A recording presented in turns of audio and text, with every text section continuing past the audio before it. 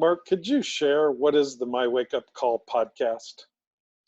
Be happy to. My Wake Up Call podcast is a personal conversation where I talk to influencers like you, Ken Blanchard, Stephen Covey Jr., Larry King, Norman Lear, Esther Wojcicki, and many more about what is most important to you that you don't think you'll change at the end of your life, and what were the wake-up calls that led to it.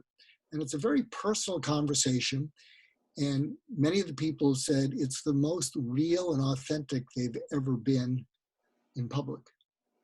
So once a person has a wake-up call, what about staying awake?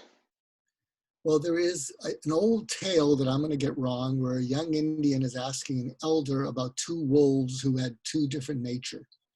So if we think of that people have two kinds of nature, let's say there's the transactional, all about business, the pedal to the metal kind of person that we all were too much like before the pandemic.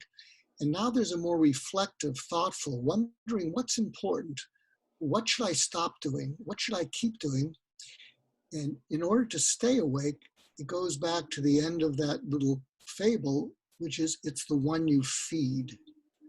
And so what you can do, and one of the ways to stay awake, is to elicit from the people you care about, both in business and personally, and ask them, what are some of the things that they've learned? What are some of the wake-up calls they've had during this? And what would be a cool thing is you enter something called the buddy system. We did that when we learned to swim. And what you say to them is, can we pair up and hold each other accountable to sticking with what we both have woken up to? And we'll speak to each other once a week and always be supportive, but ask each other, how are you doing with that thing that you said was important? That's wonderful, Mark. Thank you very much. Thank you.